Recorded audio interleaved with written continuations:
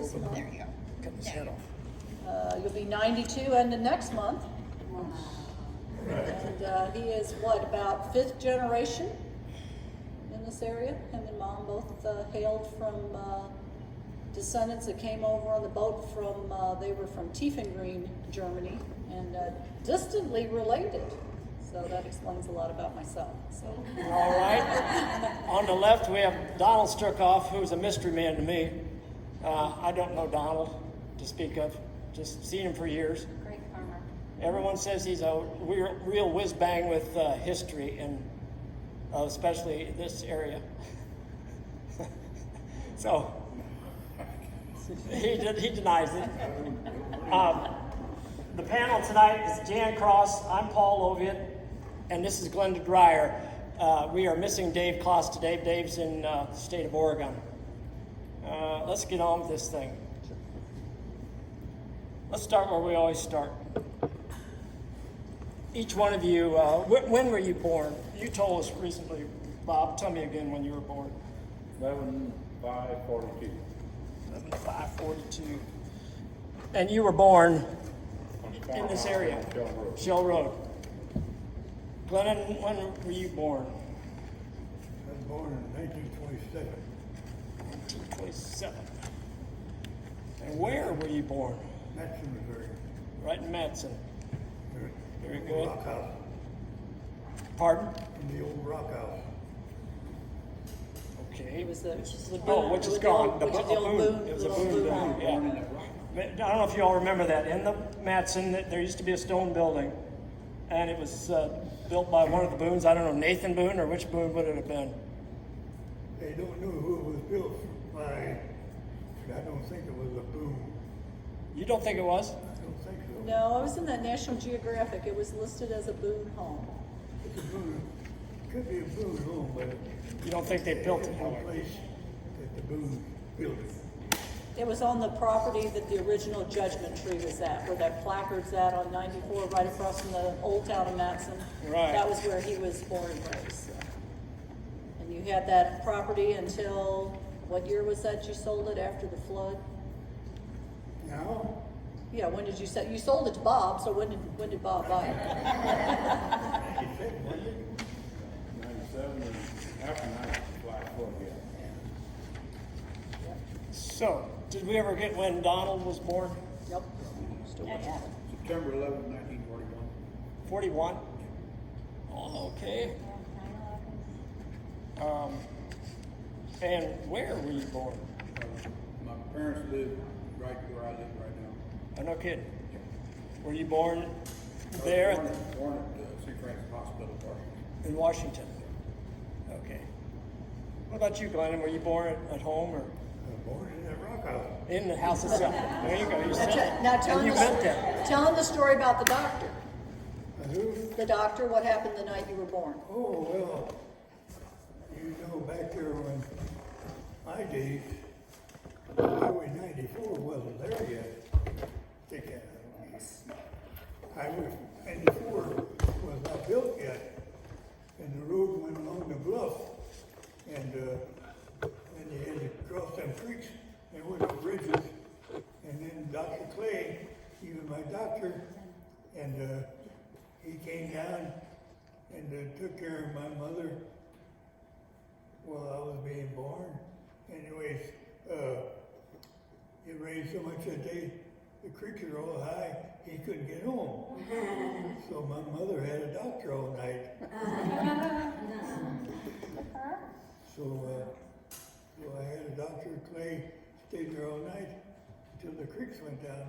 Now I have to get back to you. 94, trying to Weather Spring, and Augusta was built in 1931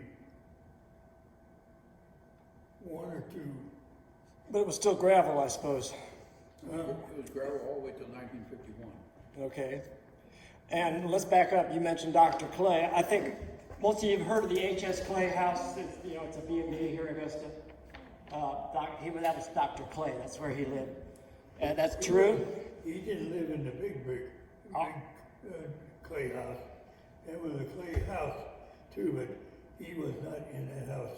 He had an office down right there right below that. Oh, roughly where the visitor center is now? Actually, he treated me right in the front yard of that big maple tree that blew down here a bunch of years ago. Yeah, probably. And then he lived there then, at that time, but that was in the late Yeah, forties. then he lived in that brick house by the store. By the story, that red brick house right beside the downtown store. The two-story there, He lived there too. that Jeff and Gia live in, right? So that was when 94 was built in that area in 1930, 31. Now, from Augusta on toward Dutso, that was built in 35. Remember that? Oh, no, that was before. No, what I remember is trying to get to Concord Hill, or here, because Highway 94 didn't go up that direction at the time. It's It was all kind of roads. 94 was built from Augusta to Dutso. You might want to pull them down. No, actually, I want them to talk among themselves, however, talk louder so we can hear. I was rather hoping you all would stimulate your own conversations. So go for it. Now you shut up. But 47, that was built, 47. that was, I remember my mother talking about that in 1935. See, the bridge, Yeah, the that, bridge was built, the first bridge was built in 35. Anyways, that's when 47. that's when 47 was built. The bridge that they recently blew up Yeah. Yeah, was built in 1935. Is that what you said? yeah. 35 and 36. Yeah, it was open May of 36, yeah. Okay. See, we were down there in Matson, and we did not know what Washington was. They had a barge line, a trade, They had The a ferry. ferry boat, yeah. a ferry, and we never came to Washington. We always went to St. Charles. But after the bridge was built, well, then we had to spend our quarters to get across the bridge. Yeah. A quarter? Was it quarters? Or Toll Look, bridge. it huh? was a quarter for a car, you could walk across for 10 cents. And the toll takers over there were the guys that run the ferry. Yeah. They sold the ferry and they got in that thing.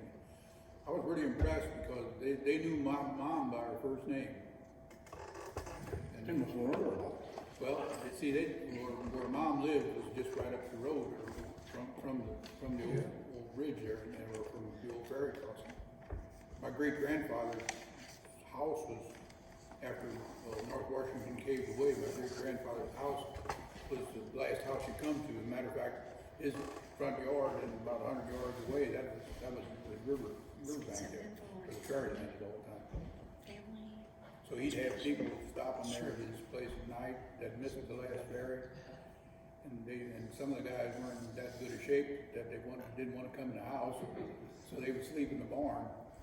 And then they told one guy one night, he got in there and he was sleeping, and my great grandpa come out, and he was early in the morning without a lantern.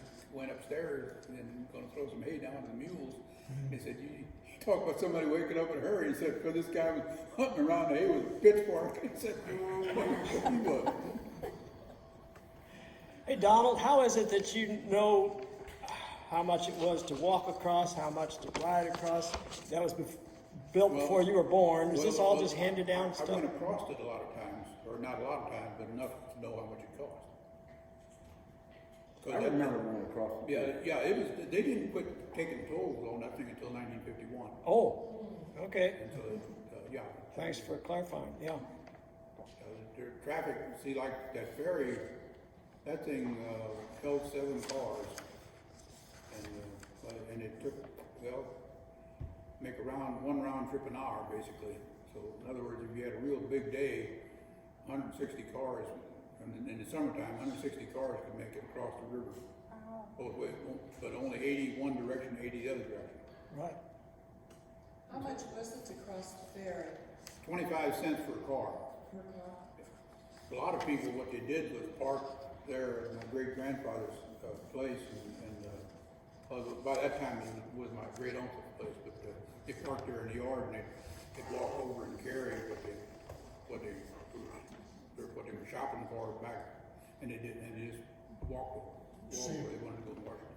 Save some money, wouldn't it? Yeah, 25 cents and What would that 25 cents buy at that time. A lot. Couple of those bread. Oh yeah, I'd buy more than a couple of those, bread, I guess. Bread was generally 10 cents a loaf. Yeah, 10 cents a loaf would be bread at that time. How many beers would you buy? Nickel beer? Probably, I guess. Nickel, maybe that. Gasoline too, I can remember 21 cents a gallon. I can remember buying gas for 13 cents a gallon, but that was gas war Like, price. I can almost buy that in my time.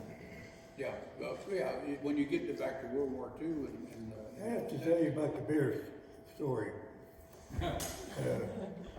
Back there in my days, they had a ball diamond at Matson.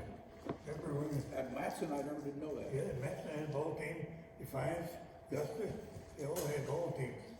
Anyways, they didn't have very good backstop, and the ball, when the balls came over and came over the backstop and get out in the grass, they always had to have a kid chasing up the foul balls.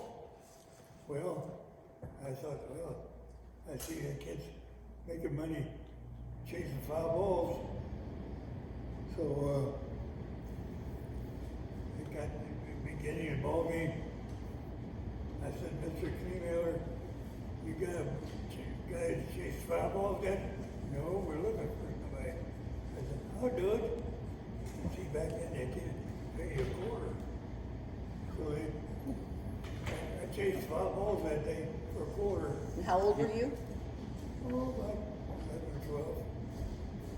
Anyways, after the ball game, it was a nice warm day, and there was a tavern up there on the Mansion Street. It was down there, Mrs. Gunderman. She run a little tavern there. Anyways, all these guys after the ball game, they all skedaddled and went up to Mrs. Gunderman and get a refresher. Yeah. So I followed them up there. I was right behind them. They all went up there and got their seats by the bar there. And they said, Miss Glennon, I want a greasy dick or a Hyde Park or whatever they drank. So I thought, oh, that looks pretty good. So I got me a stool up there, sat up there. She said, Sonny, what do you want? I said, I'll have a, whatever, Hyde Parker. I said, I'll have a beer. She looked at me a little bit, didn't say another word. She went back there and got that beer out and come right up there. I give her a quarter, and boy, that was the best beer. That was the best beer I ever drank. Until your mama got a hold of you. Anyway, I had my beer, they had theirs, boy, it really was refreshing. And I really thought that chasing that foul ball was worth money. Anyways, they got their balls back, and I got my beer. So anyways, that was one of the beer stories. But then Matson had a ball game, and Defiance had a ball game. And, they all had big ball games back then. Where was that ball diamond at? Where was the ball diamond at Matson? Right there where the sawmill is. Well, that sawmill didn't get there until after the war, right? Yeah, with George Raymer. So that's right. That all had to get past that steam, that old water tank and everything else had to be down by that time. No, That wasn't down then. no, not yet. that water tank came down when the diesel Yeah, train movements came through. yeah, I was, that's a long story about all them trains, because I know during the war they ran steam trains, because I remember. Oh, yeah. And they didn't quit running steam trains until the flood of 1952. Can you tell us about steam trains?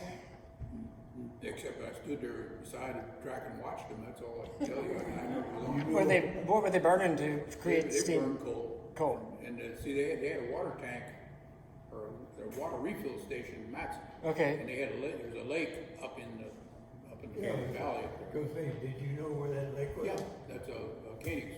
Yeah, Oh, so the lake at Koenig's filled that tower? Yeah, and then that gravity filled that tank. Oh, And then those tanks, of course, are elevated, and when they back tender underneath that thing, this pipe is up there like that, and they just drop this pipe, and the water runs out of the pipe and fills that tender. And that's like a 10-inch pipe when it comes down. It's 10 or 12. yeah, and the next place up is up at Mocaine, It could be, I don't know. because there's a lake called Katy Lake up there, and that's probably where they had a You turnaround. know, one time when Senator Williams had that bottom ground area, yet they fenced it all off and they pasture out it, so they had cattle down there across the road there. And they had a water tanker, and they had water from that line, So that water come out of that line, in other words, it went under the road then too. under the road to that tank, for the cattle. Well, I believe I kind of remember that. Was a concrete tank? It probably was. I remember when railroad ties for fence line there. Yeah. There still might be some back in that corner. So Dad, what was your other railroad story? What happened that one time that you went down, that train had a wreck? Well, in 1947, the train had a derailment down there at Dietrich's, at that where it split off into a double track. And the train had a wreck there, and about 13, 14 cars wrecked there. And so that was in the wintertime. And so it had Hershey bars, chocolate bars, toilet seats, dog food, and gas line pipes, corridors of it. Anyways, they had this Hershey stuff that all going to an army base. Anyways, that didn't make it that far. Anyways, we all, nighttime, we got what we wanted. Man, no wonder I got diabetes. Yeah. See, there was another train wreck at Klondike. Oh, yeah. 1930. 1935. But there was The hobos, six hopefuls got killed in that wreck. Huh? In Burma. They had Yeah. fuel car. Got at the UNN, which is not down there, but the same driveway we're going to at the park. That's about where the drove, and that Walter Engel used to. okay, that angle on the gap. That big morning, his house there. Yeah. Well, that all got covered up by rocks. Yeah, that's that old house is. That's where you went in and went over the hill. That's where the wreck was. Okay, I know they said it was just past from our place it was past the loading spot. But, it probably was right at the switch, I guess, too. I don't know what made it go off. Yeah, because it rolled a bunch of cars off the track, and some of them they said got in the mud so bad they never did get them out. I don't know. They come out in pieces after a while. Could be. But there was a number of, we call them holes, but a number of bumps got Yeah, killed yeah. at the time. So Donald, do you remember that? I remember my grandparents who lived right in this Yeah. house here. The hobos would come up looking for work and stuff. So with you living down this way, They did you? seldom came to our place because you couldn't see it from the track. Ah. And it was over the hill, and it didn't, I think I only remember 2 or 3 of them, all the I years. just remember them talking about they would make their Yeah. way up here and Yeah. look for work, and Grandpa would give them some work to do, and, they just want a meal, Yeah. and they work. The only thing is, we were down at Matson, and when the trains came through, the hobos be on them trains, and, I'd be pretty brave. I'd say, you can't get me, you can't get me. My dad said, you better shut up, I'd be down here after you. Oh, you can't get me. So at night, it got a little bit windy, and I think the front door blew open. Oh, God. Here they come. Here they come. I climbed on top of the stove. Well, they were after me, and I shut my mouth right there. Those hobos at nighttime along that bluff, you can see sometimes fires along there. They'd be camping overnight or eating their coffee or something. And anyways, I shut up. I didn't say another word. And sometimes the moguls, they come down. Back, you all don't understand.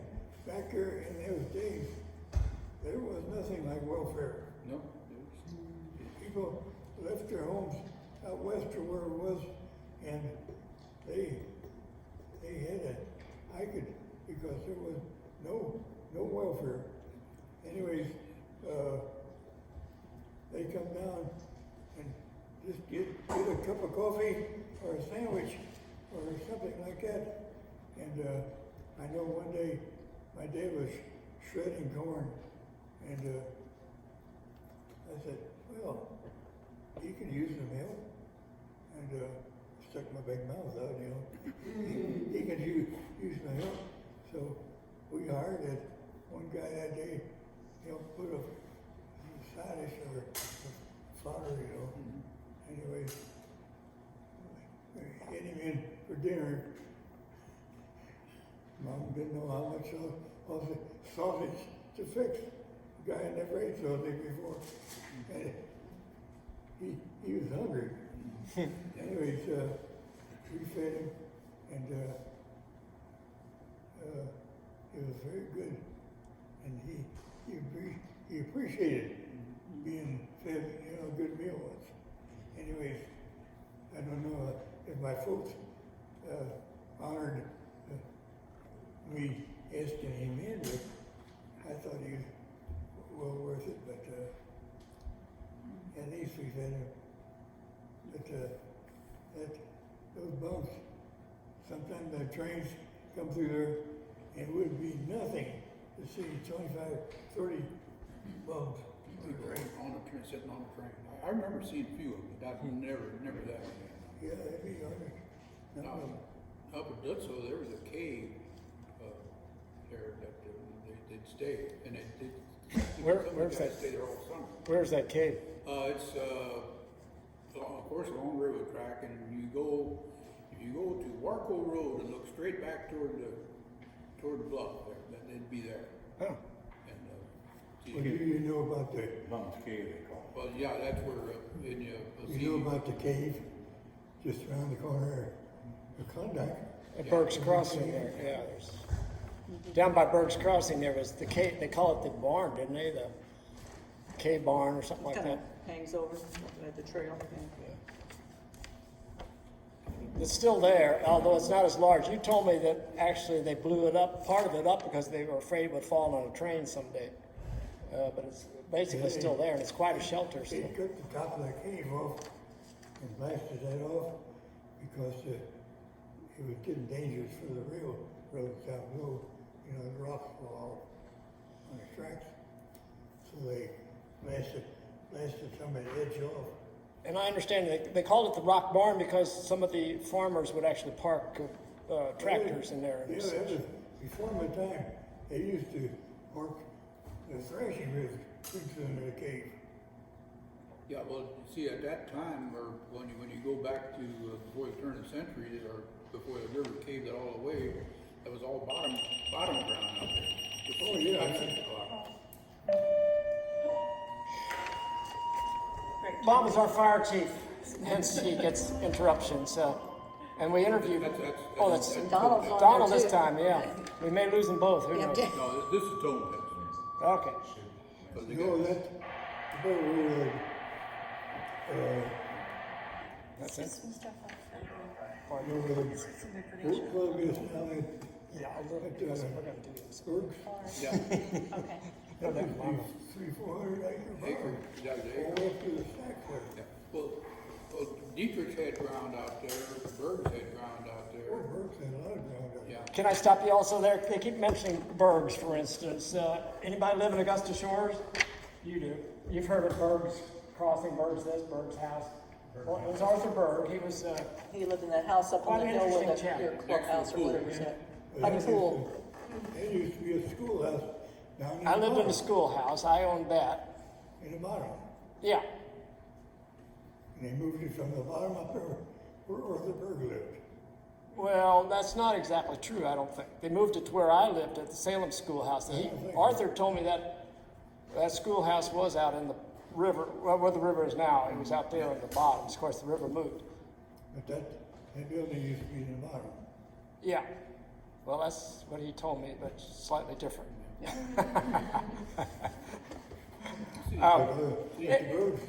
But the Bergs lost a couple hundred acres. A lot of land, yeah. So what can you tell them about the floods, you guys? You guys are all involved in the flooding. Where do you want to start? Yeah. How many floods? Grandma had been through what? Almost 11 floods before she died? Before we go any further, can I interrupt just to say that people have told me in the past that they always want to know, where are you talking about? Where is this place? What are you, give me a spot or an address or something. So please interject, speak up. If you say, where is this mill in Matson? We would tell you. Or where's the rock barn? I could tell you where the rock barn is, I think, without too much trouble. So feel free to educate yourself and ask more questions. And sorry for the interruption, but I just wanted to, because I've been, I won't say scolded, but they thought that would so much improve these if they knew where in the world you were talking about. So I just wanted to throw that in. Remember,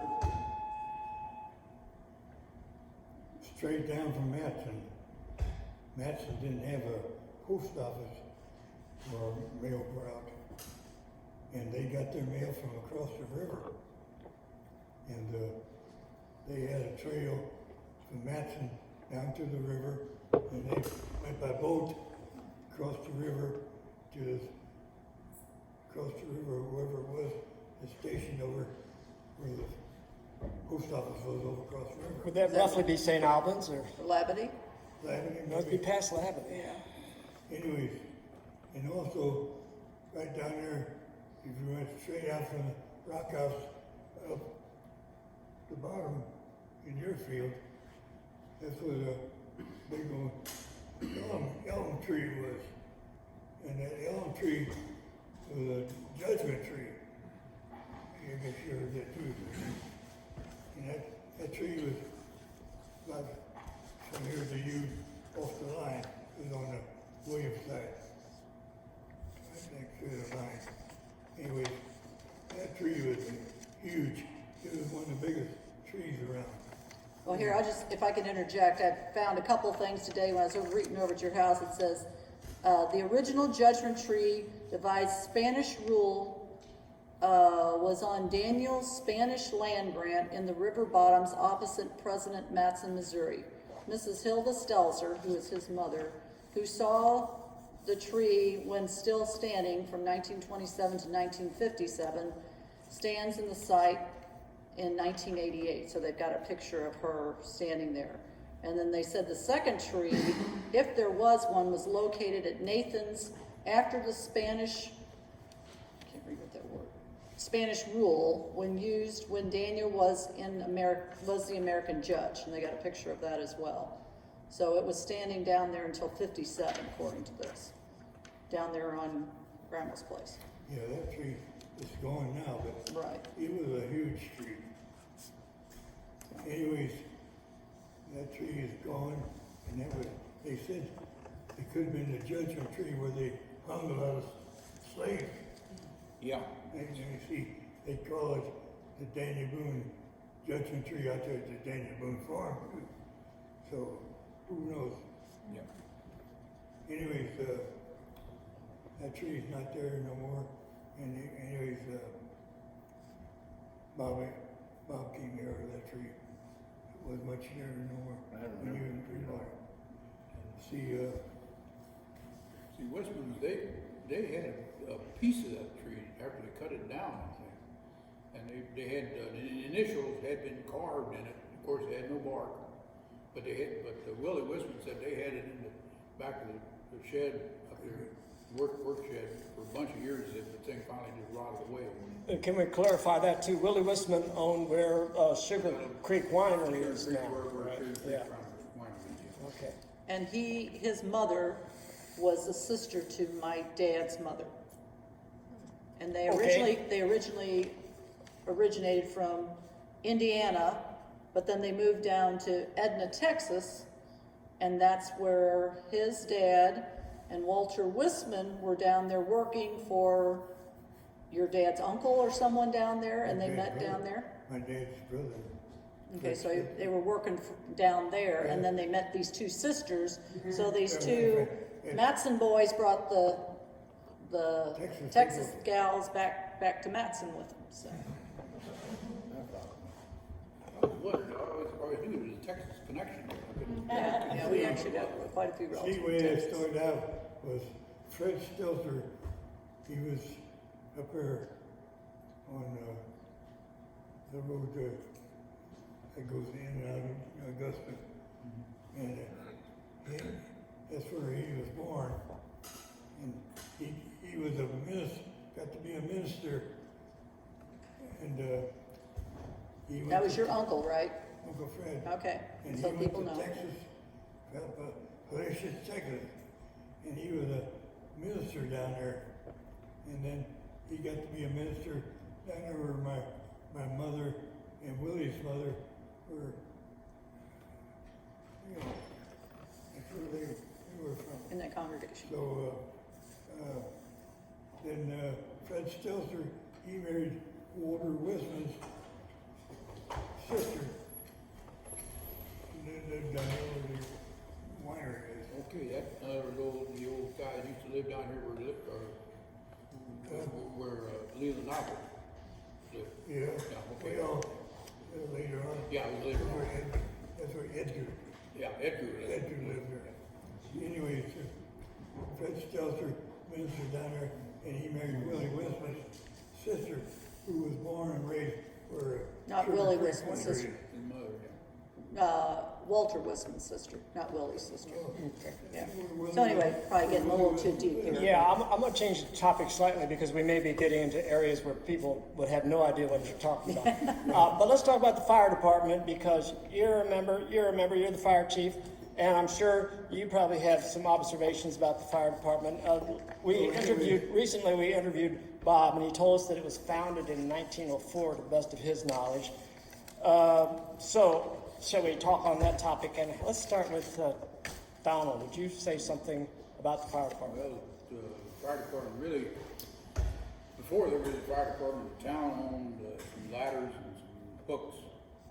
And that's basically, they had it in a shed somewhere, and that's what they used in case there was a fire, because there was really no water to put anything out. The only reason you had ladders, and most of your fires at that time started in roofs or in kitchen or in heating stove or something like that inside the house. So when the town of Augusta in 1904, they bought this hand pumper from Union. Union bought it in 1890 because they had a fire in the courthouse and they did not have any means of putting it out, but they got it out anyhow. And between February and April of 1890, they had the fire, and by April they had two of these hand fire pumps. It took about 8 men to power the thing. It was a reciprocating pump. these people stood alongside. 2 men would just, Yeah, or not just 2, but it took eight men to run it, or 10. And, it took that many men Whoa. to pump the water.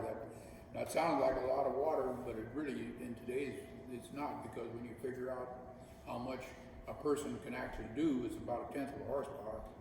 And when you look at a motor and you look at the water, well, they were probably pumping 30 gallons a minute at maybe 30 pounds of pressure. That's about what those that hand pumper would do.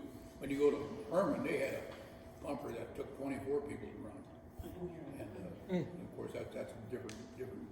Anyhow, they bought it from Union for $175, and I got into Union's records, and they said, well, yeah, that was the deal, but the Union had to pay the toll to get it across the ferry. 25 cents it took to go across the ferry. Remember when they had the fire up there in the old commercial house? That was before I remember. That was Well- about 43. And, Well, I was in first grade of high school. I was in the freshman year, and it had to be 41. And see what happened in the commercial. Now, which house are you talking about? Where was it at? would be right where, Where Lyndon's house was? it's In this house, in that next house, where where it used to be Mabel. whatever the name is. Mabel used to live there? Didn't Mabel used to live there? Yeah, Mabel, and my folks, it was.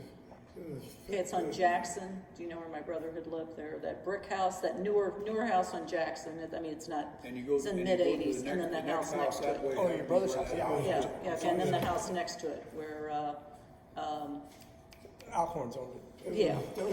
It was still the commercial house, duplex. Anyways, the commercials were gone from there, and this Edmund commercial, he lived up there where, I say, where Fisher house is up there toward the Legion. Up here in this end of town? Yeah. Anyways, at the old Edmund Crenshaw, his wife lived there first, then he moved down there in his duplex house, which my grandpa and his cousin built. They were both carpenters. Anyways, this Crenshaw was in the house, and he got a flue fire. Anyways, instead of, I guess, going after it more so, he left to go a little bit, and then he caught on fire. So, the house caught on fire, and it burnt. I know we were in a high school, and we could see him, and they pulled that old pupper over there. But it was too late. It caught on fire. Burnt down. Now, another time when it wasn't too late is when the Uptown store caught fire. It was 1941. And that was Arthur Heffercamp's. Yeah. That one, Dad was there, and he said that started, they thought in a wastebasket, and they managed to get it out by, they couldn't see it, they couldn't get to the door, but they could put it out by splashing water off the wall onto the wastebasket. But when they got inside, everything was burnt, all the paper on the cans was burnt off or charred to about this level. They said it was a ticket book laying on the counter open, and it said the pages were just like ash. Donald, do you want to describe to them what building you're talking about? Because some people may not know. This would be the Uptown, with the sign on it. It's a brick building. It's across from where the Silly Goose. Yeah, it's an antique store now with Lisa Carmen. Lisa, yeah. Across from the Silly Goose. Yeah, across from the Sharp Corners. There were people, Ray Ford said that he lived where Mike Clanahan lived now. Oh, that's right. That was a Ford. What? Yeah, Ed Laceman lived right there. Anyhow, he said that he heard people hollering he was home, just got home that night. And he said he heard people hollering, and there was a young couple that lived upstairs, and they were standing on that balcony that's up on top of there, and they got ladders and got them down. Pretty soon we're going to interview Janet Four, and her father was Arthur Hefferkamp, and she actually told me some of those details you just told me, and she has a whole lot to say about that fire, so we'll get her someday. Can I ask you something else about the fire department? This came up when we interviewed Bob in September.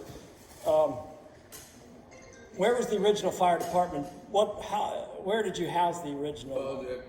In 04. That fire pump, that hand pumper was housed about where the post office is now. That was the original town hall and jail, and they built a wooden lean-to to the thing, and there was also the bell. They had a platform with a bell on top of it that they put beside that too, and there was no heat involved, and of course that pump was never had water in it. They always you had to add water to it. Where did you get the water at that time? Well, anybody, if you had a cistern, that was about the only place. You'd go to somebody's house and get... Yeah, you get water out of somebody's cistern, and that pump could draw water by suction out of it, or else you could, there was a tank or a 30-gallon or 40-gallon container on that thing that you could fill with a bucket in case you couldn't reach, the hose couldn't reach it, because sometimes these cisterns weren't, you didn't have a long enough hose to make it to the water in the cistern. So you bucket it out. Yeah, that's. Bucket it out. Yeah, you bucket it. Well, Do you have a clue where that bell ended up? yeah. The bell is sitting right in front of the firehouse now. Oh, Is that right? no kidding. I've seen Sitting that. out on the ground. Yeah. Yeah, that bell they bought about a year after after 1995. Before that, I believe they used cistern, or they used the regular church bells, but they wanted a different sounding bell, so they sprung for that. I think the town actually bought the bell at that time. Do you all ever strike the bell anymore? Well, we try to keep the kids from doing it. That's about as far as that goes. So then eventually the fire department was there at the, what we call the town hall now. Yeah, that was a one-bay thing in 1946. That's when they put it there. See, they bought a truck the first truck that was a truck that didn't run. They had to fix it up and get it back together first. And then they dug that thing in there 1946, basically. And there was a year-round deal that they could put a truck in there and keep water. Before that, they had the truck from 1942. After they got it fixed, it took about a year to get the truck fixed. And then that was housed in the glass shop is there right now on the side. I remember when I was a little kid, that truck was standing in there, so I'd been 43, 44. And then that was 46 is when that building was put there. And it was added on to in 61. How long have you been with the fire department? I've been a member since 67, but the difference was at that time in the late 50s, they were limited by their charter to only have 15 members. So you could, you might want to join, but they had to wait for somebody to step out before you could join. And they finally raised it to 20, but I was in fire before 1960. But I wasn't really a member of the department. I'd go to practices, and there are other people who do that too. They would go to practices, but until they had a space for you to get in, you couldn't join. I assume when you had hand pumps, though, you couldn't limit yourself to 15, could you? Well, that predated that. Yeah, predated that, right. Because they changed that, their constitution and everything about 1953 or 54 in that time frame. And before that, everybody could vote on anything. Anybody, if you paid your fire dues, you could vote on any proposition that come along. After 1955 or 56 or thereabouts, then these 15 people who were doing the work, they started voting on what they were going to have to spend the money. Was there people that wouldn't pay their fire dues and hence wouldn't get There were their, a few, but you wouldn't put out their fire? Or? This community at that time was really a lot better off than most communities were. We would have 85 to 90% return. When we would send out a dues notice toward the end of the year, and ordinarily we'd pick up 85 to 90% of the and at that time, in the early 50s, it was $4 a year, and before that, I've seen some records where they take in about $400 a year, and maybe a third of that might be a softball game they had on Town Square in the summertime. I've seen a few of their check stubs on where they have a pension. Have you and Bob been in the fire department equal length of time, or? Pretty close. Yeah. When did the rescue come into play? We I know got in back there- then you all were, the firemen, We got in that kind of accident or gradually. I mean, there were bad accidents, tractor accidents or rollovers on the road. We'd get called as a fire danger, and then we had a few crowbars and a few other things, and you could help get people out. And we started doing that in the early 1970s, but we never had rescue equipment until after 1980. so if somebody was in a car wreck, did you all just put them in Well, a station wagon? actually, and haul them off? what they did at that time, I was to a couple of them. They sometimes would hook two wreckers to the thing and pull on the car to get it apart so you could get the people out. Oh. And some of those old cars were really, really built, and at that time too, the jaws of life weren't invented yet. The first fire rescue classes I went to, they cut cars apart with a saw, with one of you've seen these concrete saws, like Yeah. well, basically they put a metal cutting blade in one of them things, and you would have sparks everywhere. I bet. You could cut a car completely apart, but yeah, it wasn't. But that's the way it was done. So how'd y'all transport them then, Well, once you got them out? here we didn't have. A lot of times transported them in a hearse, and Holy cow. Holy Toki would transport them. It kind of depended on. Sometimes people would take them there in a car, and there were some pretty bloody cars that I've seen come back. One of the things that you talk about transporting people, Dad had a 1935 Chevrolet that doors swung out, and you could put the back of our couch in the alongside, and you could take the front seat out and put it in there.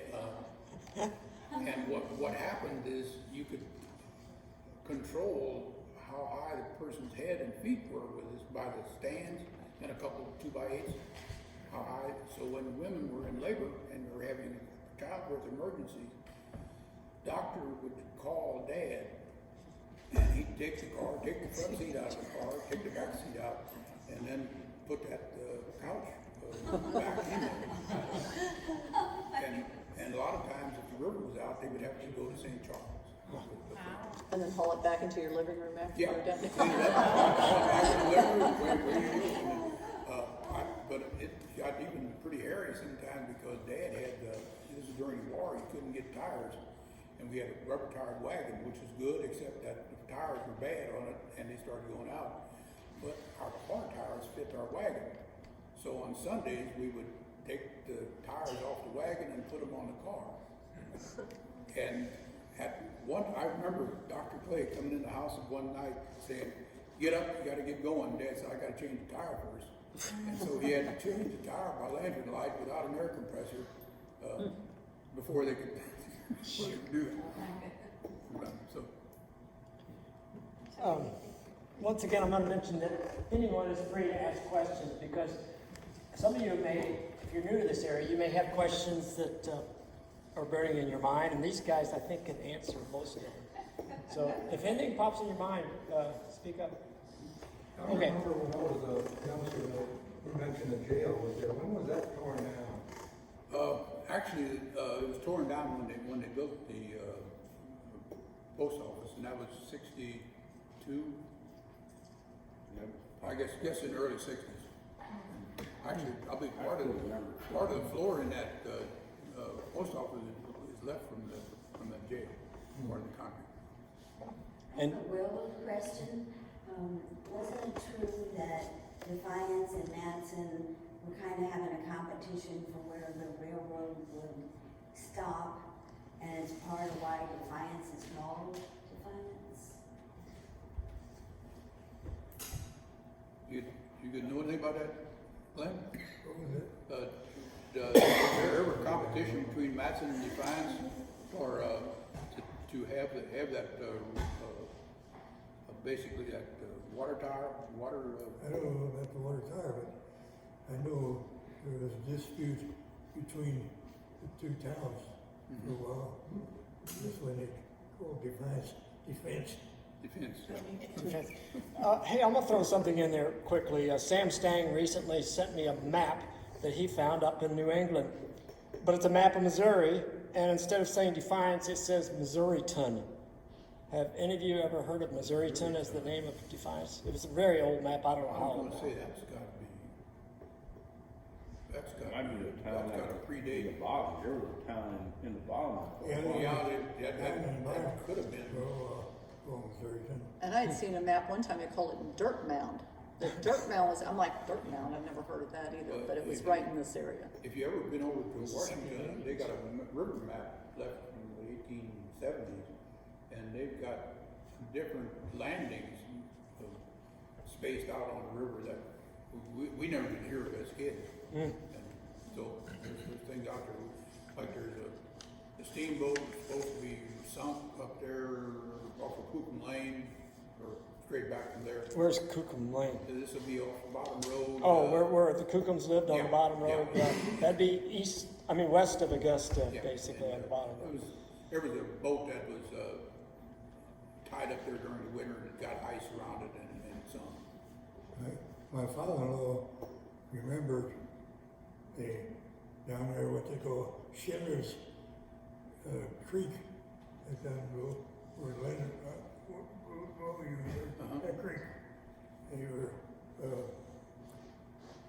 anyways, those steam engine, the boats used to come up at a slough, Yeah. go up there about your place. Yeah. They couldn't go any further because they run out of steam. well, not run out of steam, run out of land. Land got, they couldn't get any further toward Augusta. Yeah. See, it used to be going all the way to Augusta, you know, but then they couldn't go any further because the river was starting to fill that up. They had to back out to the river, and it went on. Then it got filled up altogether, and over what they call the island, Reed's Island. Yeah, right. Water went around Reed's Island. Yeah. See, there's a strip of ground there at Reed's Island, what was between Franklin County and St. Charles County. And that little strip of ground stayed there between the two rivers, and that's why they call it Reed's Island. Yeah. And that's what ended up being the island of Franklin County. Yeah, really the river, when my great-grandfather came here, that river hit the bluff west of Bigelow Creek. And this is where the hog barns are down on the road. Right, to where Hoobie Mountain Crowd owned that property there. And then as where Earl Monckert's gate used to be, there was a big edge post there that he hung a gate on. And Dad said that thing's been there a long time because he said, they tied steamboats off on that.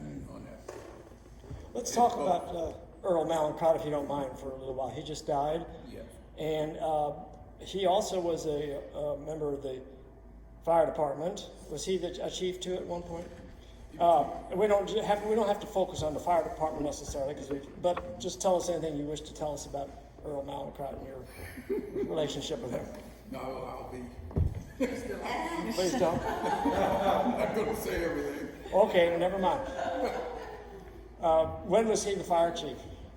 Between 1950, he was elected first in 1959. Then he went on active duty with the Air National Guard for a year, and he come back. And then by then he was elected again. And then Anthony Bowman was elected in between there. And, Who elects them? The fellow firefighters? The firemen elected. Okay. And then finally in 1967 or 68, he was elected, and then he stayed chief until 1986. So, and he was chief. But even before that time, Paul Kemmer was the chief, and also a guy by the name of Leighton Holt was the chief. Oh, I know that. Yeah. And well, you know Paul. But Leighton Holt worked for Anheuser-Busch, and Paul Kemmer, he farmed, and so he wasn't in town either. So what they needed in town was somebody, if you had a call, who was going to be chief. And Earl, and then they had a list in the firehouse of a line. The top person on that list that showed up at the fire was the commander at that fire. Oh. Quite often, and Earl was the first name on that list. So it really, from 1954, 55 on, he was basically, when the fire went, or fire call come in, he was the chief. So he was the fire chief before he could drink beer. He could drink beer, but legally. Because I remember Bob Kimmer's wife saying at a party one time, "Earl, we can give you a drink, but you ain't old enough." And I was 14 at the time. Wow. Didn't that fire department use that phone number too, or 228-4400? That was the fire number. I'm trying. That was the fire department number, Yeah, right? yeah, that was the fire department number. Now, when we had the operator in town, that depended on what line you come in on. When you had the wall phones or the crank phones, then some lines had a 5 long would be a fire. Shops down there, no brick house, under by the road. The road is by the creek. Yeah, there was down there at the on the block where the library is now. Yeah, right below. Go down there. Yeah, Right by the creek. yeah. Yeah, they was they had the phone, or they were phone operators for a long time there, and there were rules about that. You didn't really call on Sunday afternoons, or you didn't call after 8 o'clock at night, just to give them people some time off. They didn't have to, and it would only take for emergencies. And Vic Cookum's dad, I tell this on Vic Cookum's dad. He was when he was seeing his the lady that he married. She came from New Haven, and it was a Sunday afternoon, and he had to call her up and tell her that he could not come to get her that afternoon. So he cranked up and said, "I have an emergency," and he called her up and said, "Well, I just can't make it." And of course, the operator listened into it, and she called back and said, "Was that really an emergency?" He said, "Hell yes."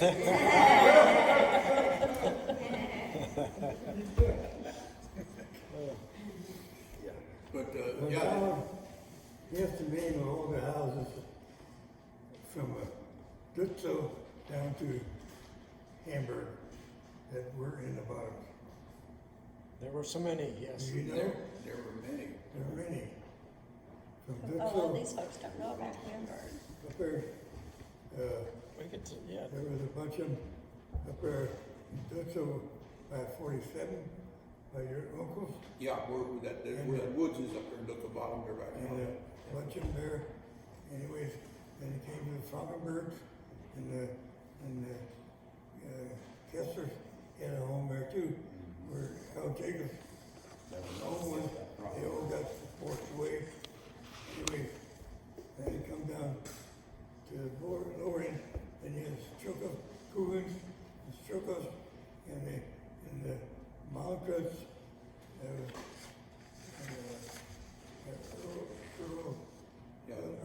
Earl's folks on the hill. Earl lived, they lived in the hills, lived in Rick House. The other Malkers, Helmet Malker, he lived in the bottom. Yeah, Hoover lived in the bottom. And a couple Struckers. Yeah, it was the Herman and let's see. I don't know. Then you got down toward the Matson, you got the Teeters and the Hots, and then you got our place. Yeah. And then, anyways, then you got below that, you got the Fours and the Moons and Rescues and Beckers, and then they had the Walnut Grove Schoolhouse. Yeah, that's right, that was down there on the Bottom Road. Anyway, there was a couple more down that way.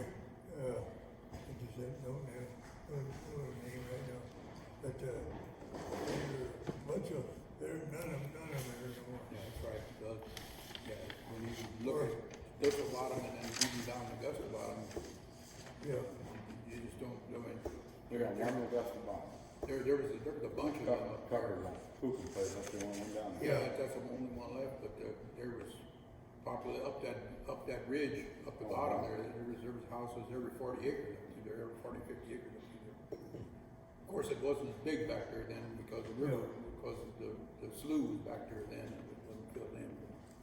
Yes, my folks, how come you didn't get out of the bottom, buy it, but somewhere wasn't anything for sale? Yeah. Nothing in hills.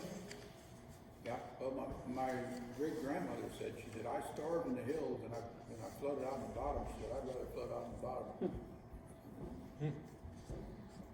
But anyways, those were the times. But at Missouri River, down there at Matson, for instance, it was back there where it is now, and then with different floods, that caved that all off until it came up as far as that levee in your field. Yeah. Yeah. And it came that far up, and then it went back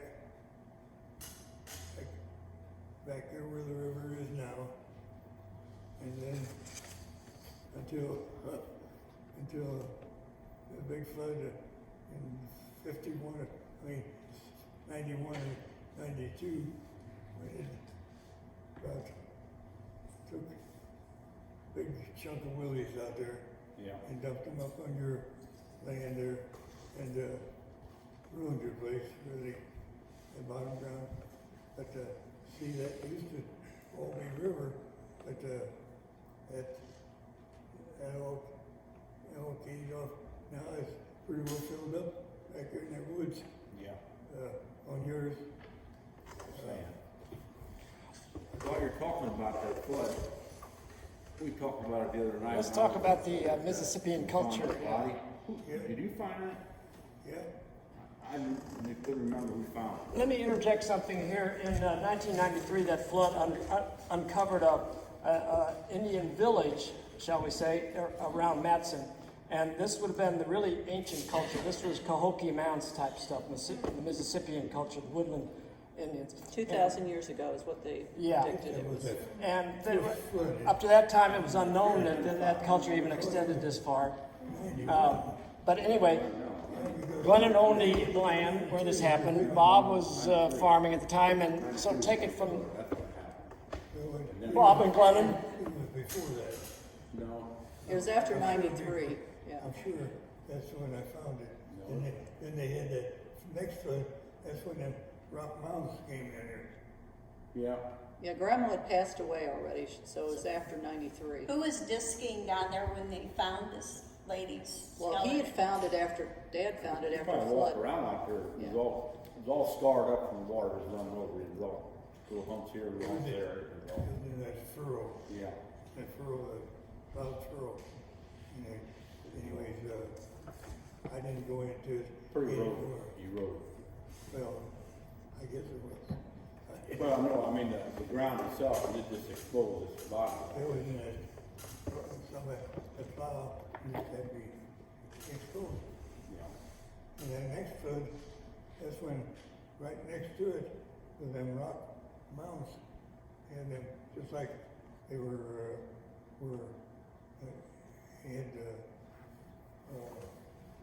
igloo huts or something, little rock mounds, you know, Yeah. all over. Like where people lived there, you know.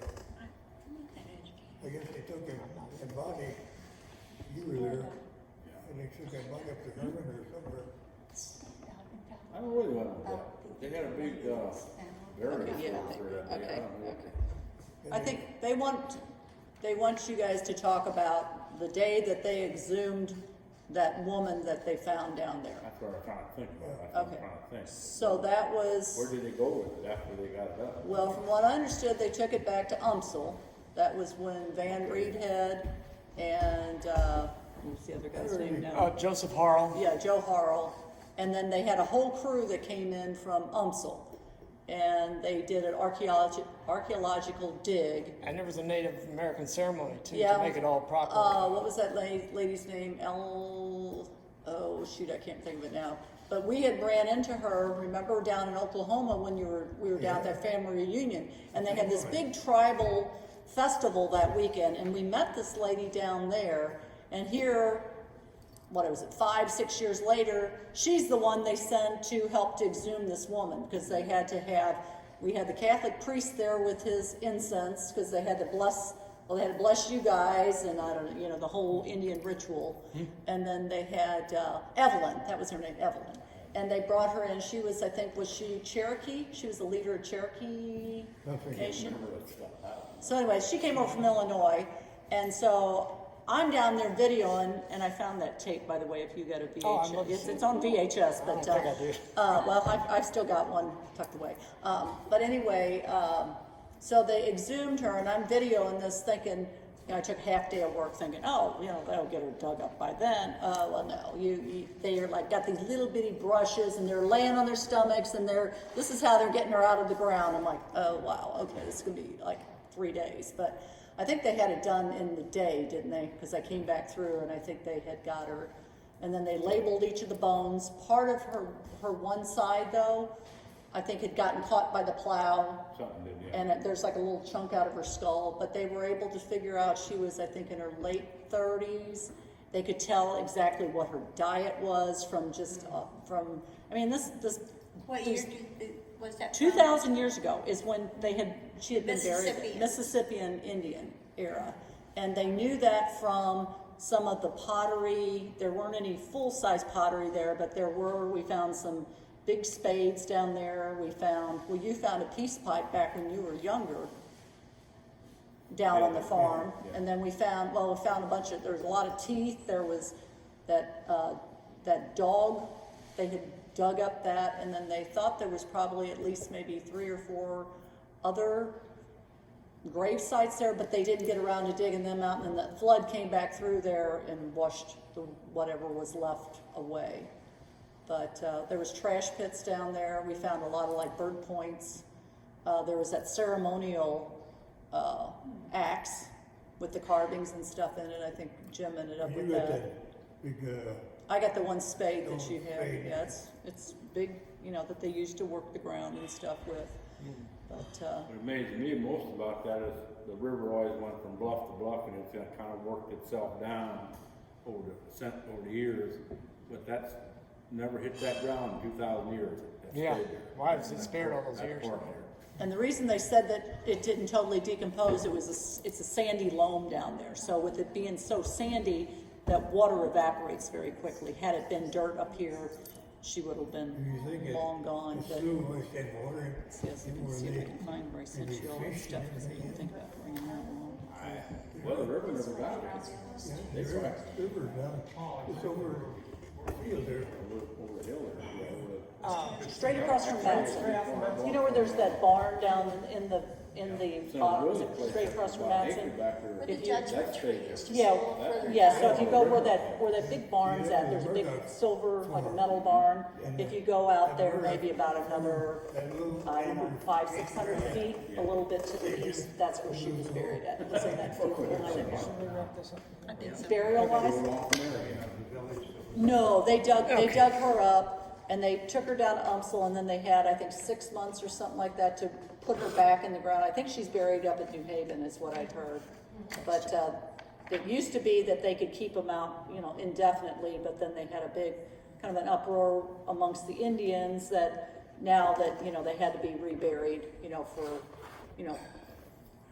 in respect of them, that they had to be reburied within a certain length of time. But I'd heard that they buried her, I thought, either New Haven or Herman up in that area. But Ask if there's anything else they want to share with us. All right, I will do that. I just want to briefly say that this is all very new to us, and I'm not an expert at interviewing or any such thing. This one was very different. We interviewed more than one person. So it has a different flow to it, and I don't want to keep anyone any longer. And I think we will draw to an end here quickly, unless someone thinks I'm wrong. You just say so. But otherwise, Ask Donald if he's willing to. Donald, will you come back and can we interview you sometime? Yeah. Actually, I should tell you, we've already done Glennon. We got him in Washington at Grandview. Bob was right here in September. We did him at the visitor center. We'd love to We'd chat love to with do you, it, and Donald. maybe even your brother. I want to ask Glenn one thing. What year did the wash house burn down there? The wash house, Yeah, at our house? yeah. Well, it was the day Marilla Stelzer got married. Okay. And the road was taking a fast down there. Because He in didn't other know words, he go to that wedding. in other words, if you were home, it I would, think it's 48. yeah, I was going to say it would have to be after the end of World War II. Yeah. Okay, all right. 48. That's okay. That would just about fit. Right? But the garage that caught fire. Gus' garage caught fire in 49, I guess it was early 49. Maybe we can That get shed an and or George together. Yeah. the building there is called. Donald, I have a personal question to ask you too, and I couldn't find the letter today, but you had written my mom a letter, I don't know when this was, but about my grandfather, Yeah, Oswald. yeah. And a day that, I don't know if his cattle had gotten out, Yeah, but some, actually, about that letter, I can just about go over it. I was coming home from church, and your dad or your grandpa. and he's talking about Oswald Knurchel. He My lived grandparents right here. lived right across the street, Oswald and He was Helen Knurchel. Yeah. coming, or the cattle were on the road, and I stopped and helped him push the cattle in the shed, in pasture again. And do you want me to Yeah, go ahead. say just- the rest of the Sure, letter? yeah. Well, it's not funny. Anyhow, we were standing there talking about markets, weather, and everything else. He had just sold his farm in the bottom, and anyhow, it was Sunday morning. We were standing there leaning on the gate, and he had a grain drill tied up the way a lot of them are. The tongue is tied up in the shed to be able to back something underneath the front end of it. And he was standing there looking at that thing, and I kept thinking, is he going to be selling? He wants me to, maybe he don't need it anymore. He wants to sell that drill. And then he didn't say that, but then the next word that come out of his mouth is, I never saw him again. And what happened in World War I, one of his friends was sleeping in a shed under a drill like that. And basically he turned around and left and never did see him again. And then he started talking about other people that he had known, and that he had, and basically he had a flashback 50 years away, and basically he talked like this stuff happened hours ago, and I'll I've seen one other one of them, and it happened about I the have to same. get back to one more story about the war, World War I. My wife's, Well, Uncle. that's what we should, oh, okay, I'm sorry. he was in the war, and he got gassed over, and he died of his gas. Now, there was another African that got killed over, which is Fritz, was it, oh, here. That's supposed to. Harry African. He got killed over, so they named this American Legion after him. But my wife's uncle died over there too, but he got gassed. Anyways, then came down there where Donald lives, where I think maybe where Leonard Mountain been. Yeah. That was I don't know who it was back then, but it was a Hackman place. At least Hackman's had it then. Anyways, my father-in-law bought that, or my Ruth's dad bought that, or was it her Grandpa. Grandpa bought that place for my uncle, his son. Well, his son died over there, and he didn't need that place no more. So what we're going to do that place? So since he had that place, and Grandpa Commercial, my father-in-law and his wife, they decided what we're going to do with that place.